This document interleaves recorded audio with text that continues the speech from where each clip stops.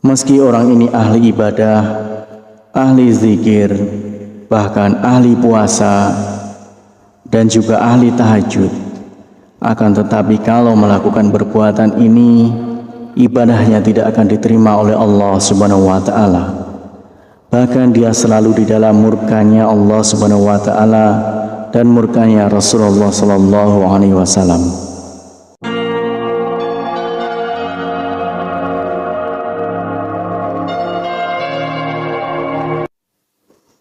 Bismillahirrahmanirrahim. Assalamualaikum warahmatullahi wabarakatuh. Syukur alhamdulillah kita bisa berjumpa lagi di channel ini.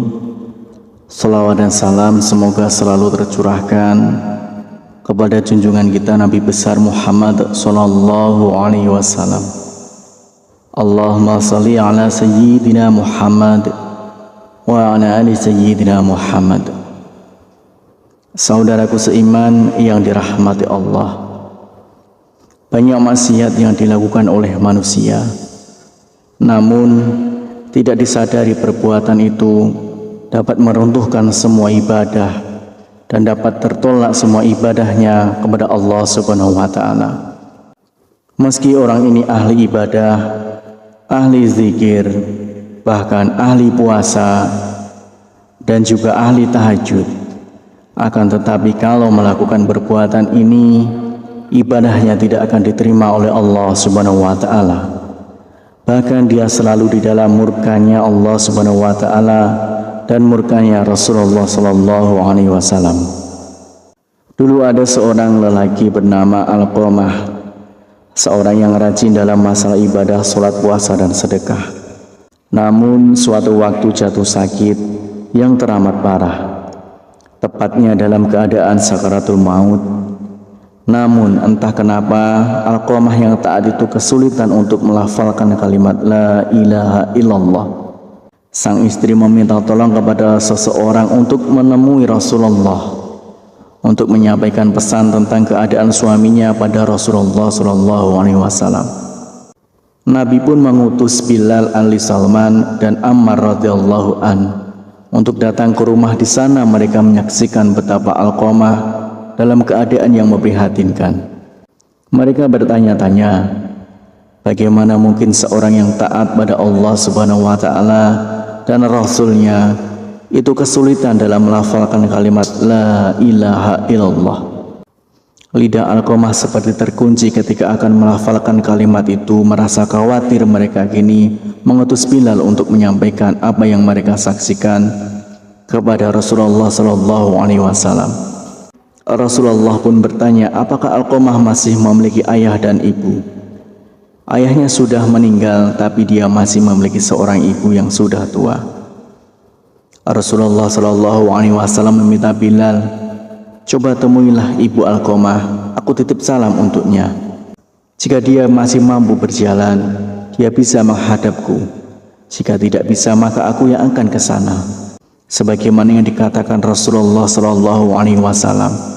Bilal menyampaikan itu pada ibu Alqamah tanpa menambah dan mengurangi satu kata pun. Ibu Alqamah berkata, lebih baik aku yang menemui Rasulullah. Meski sedikit bertahti-tahti dengan tongkat sebagai penyangga, ibu Alqamah menemui Rasulullah. Dia mengeluhkan salam dan langsung disambut Rasulullah Sallallahu Alaihi Wasallam. Rasulullah bertanya, jadi bisakah ibu menceritakan bagaimana keadaan Alqamah yang sebenarnya?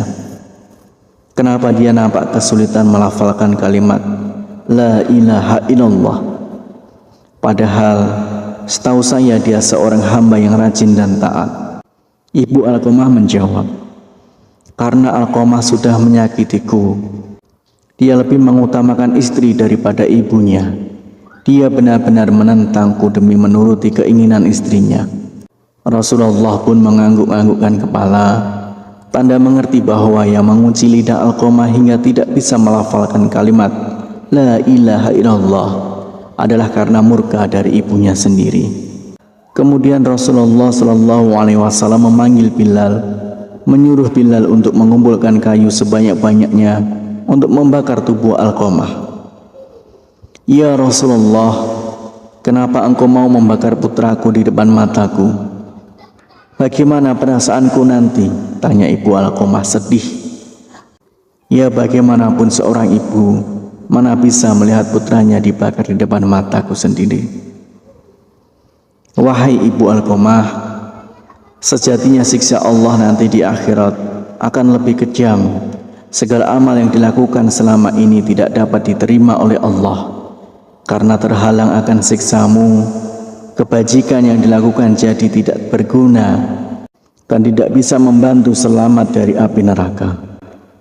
Rasulullah SAW menjelaskan, jika engkau ingin putramu selamat dari api neraka, kau harus merelakan apa yang telah aku lakukan. Baiklah ya Rasulullah, aku akan memaafkannya. Aku sungguh tak sanggup mengetahui jika anakku akan masuk neraka karena diriku. Rasulullah memerintahkan Bilal untuk mengecek keadaan Alqamah, memastikan apakah Alqamah sudah bisa melambatkan kalimat La ilaha illallah atau belum. Karena jika sang ibu mengatakan semua itu hanya karena malu bukan dari hati, maka apapun bisa terjadi. Namun ternyata ibu Alqamah sungguh tulus telah memaafkan putranya, karena ketika Bilal sampai di pintu rumah Alqamah, dia mendengar Alqamah mengucapkan kalimat La ilaha illallah. Bilal lalu masuk dan memberitahu apa yang sebenarnya terjadi pada Alqamah. Itu tentang lidah Alqamah yang terkunci tidak bisa mengucapkan kalimat syahadat karena mendapat murka dari ibunya, bahwa segala amal yang dilakukan Alqamah tak dapat menolong karena murkanya seorang ibu. Hari itu setelah ibunya memaafkan Alqamah, dia pun kembali ke rahmatullah, lalu dimandikan, dikafani dan disalatkan oleh Rasulullah SAW. Setelah dikuburkan, Nabi Muhammad SAW berkata, wahai sekalian kaum muhajirin dan ansor, barang siapa yang melebihkan istrinya daripada ibunya, dia akan mendapatkan laknat dari Allah Subhanahu wa Ta'ala. Para malaikat dan sekalian manusia, Allah tidak akan menerima amalnya sedikit pun kecuali kalau dia mau bertaubat dan berbuat baik pada ibunya serta meminta ridhonya, karena ridhonya Allah tergantung pada ridhonya dan kemarahan Allah tergantung pada kemarahannya. Demikianlah satu dosa yang membuat semua ibadah kita ditolak. Harapan dan doa saya untuk saudaraku semua, semoga saudaraku semua diberikan kesehatan oleh Allah, dimudahkan segala urusan, dilapangkan rezekinya, dan diampuni segala dosanya. Amin ya rabbal alamin. Wassalamualaikum warahmatullahi wabarakatuh.